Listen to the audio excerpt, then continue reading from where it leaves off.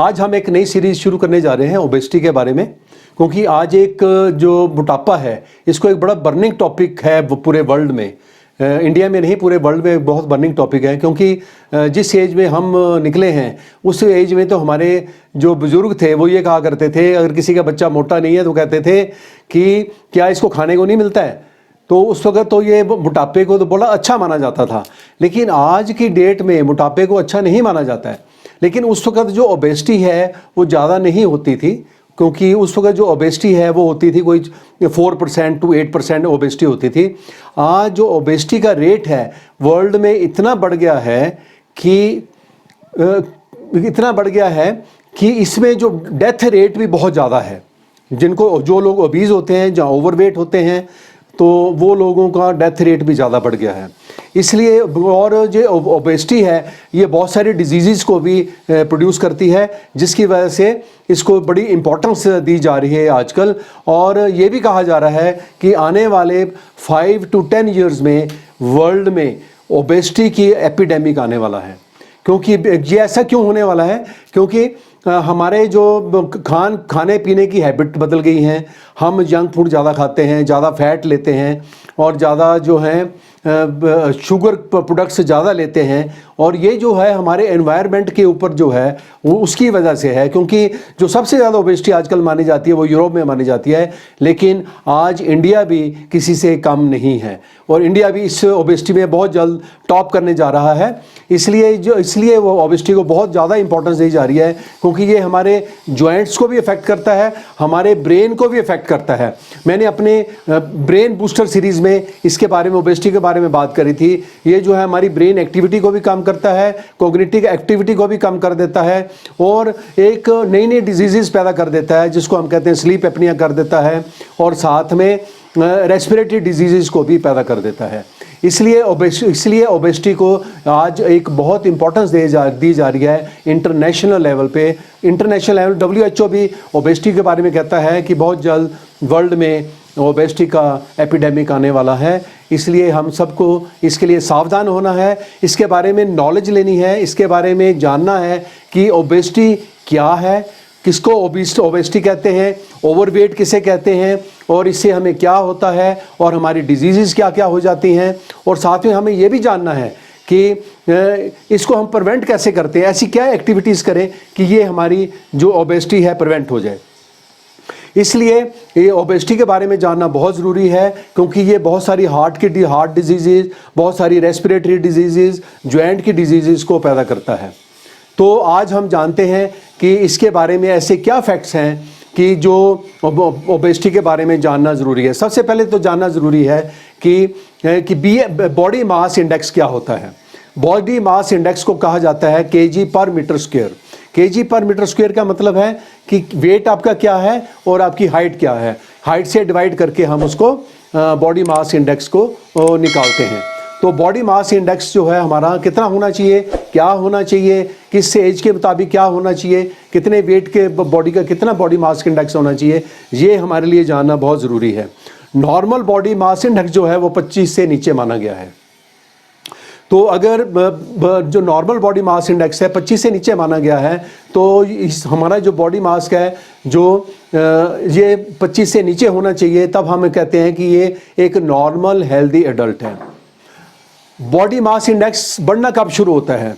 मैंने अपने प्रैक्टिकल इस बात को नोट किया है। मेरा भी एक टाइम में वेट जो था वो 105 kg था, कि आपको ये सुनकर बड़ी हैरानी होगी, लेकिन मैंने पिछले 2 साल से अपने आप को डिफरेंट मेथड, एक्सरसाइज और कई चीज़ों को डाल के अपनी लाइफ के अंदर अपनी रूटीन को मॉडिफाई करके, मेडिटेशन को ऐड करके, तो अपने वेट को, आज मेरा जो वेट है वो है 82 kg 2 साल के अंदर। इसका मतलब ये हुआ कि हमें जो वेट है वो एकदम रिड्यूस नहीं करना होता है। हम अपने वेट को, मैं एक एग्जांपल इसलिए दे रहा हूँ क्योंकि वेट को आसानी से और तरीके के साथ उसको रिड्यूस किया जा सकता है।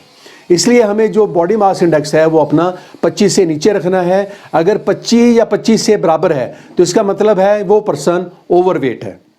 और ओवरवेट पर्सन भी ये हार्ट डिजीज़, जॉइंट डिजीज़ को उतना ही प्रोन है जितना कि एक जिसको जो ओबीज़ पर्सन है।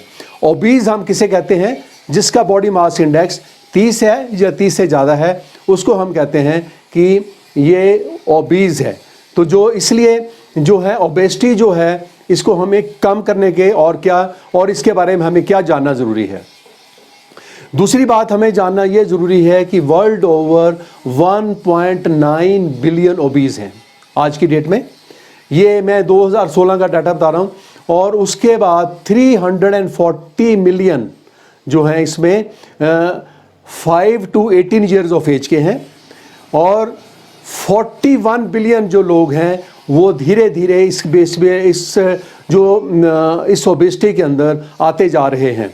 आज जो ये ओबेसिटी है ये पहले होती थी मिडिल एज ग्रुप में, अडल्ट ग्रुप में, बट आज जो अडल्ट हम 18 साल से ऊपर कहते हैं, तो ये जो ओबेसिटी है जो 30 साल से ऊपर होती थी, आज ये ओबेसिटी धीरे धीरे बिकॉज ऑफ हमारे डाइटरी पैटर्न के हिसाब से ये जो है 5 साल तक भी आ गई है। तो 5 साल के बच्चों में 5 साल से 19 साल तक जो हैं ये 18% रेट है वर्ल्ड में ओबेसिटी का। और उसके ऊपर जो है 36% जो लोग हैं वो ओबीस हैं। तो ये जो डाटा मैं इसलिए बता रहा हूँ क्योंकि ये WHO का डाटा है, इसलिए बताया जा रहा है, इसलिए बताने की कोशिश कर रहा हूँ कि हम ये जान सकें कि ऐसा क्या होगा कि वर्ल्ड में कुछ 10 साल के अंदर एक एपिडेमिक आने वाला है ओबेसिटी का। तो इसके क्या रीज़न्स हैं, क्यों हो जाती है ये ओबेसिटी। सबसे पहला रीज़न है कि आज जो हमारी एक्टिविटी है सीडेंट्री एक्टिविटी है। देखिए मैं यहाँ रहता हूँ, हिल एरिया में रहता हूँ, शिमला में रहता हूँ। तो पहले मुझे याद है कि हम हर जगह पैदल जाया करते थे, हमारे को कोई भी व्हीकल अवेलेबल नहीं होता और हमारी टेंडेंसी भी ये होती थी कि हम इसको पैदल जाएं और पैदल जाके ही हम सारे काम करें। आज क्या हो गया है, आज हमने हॉस्पिटल से थोड़ी दूरी तक भी जाना है, 100 मीटर तक भी जाना है, हम क्या ढूंढते हैं, बस ढूंढते हैं, या हम अपनी कोई गाड़ी ढूंढते हैं कि यार कोई लिफ्ट ही मिल जाए, कोई स्कूटर वाला ही मिल जाए। ये सभी की नहीं, ये हमारी भी ये टेंडेंसी रहती है, कोई जल्दी से लिफ्ट मिल जाए और जल्दी से सारे काम कर लें और हमारा जो टाइम है वो शॉर्ट हो जाए सारे काम करने के लिए। इसलिए जो है हमारी फिज़िकल एक्टिविटी बहुत ज़्यादा कम हो चुकी है।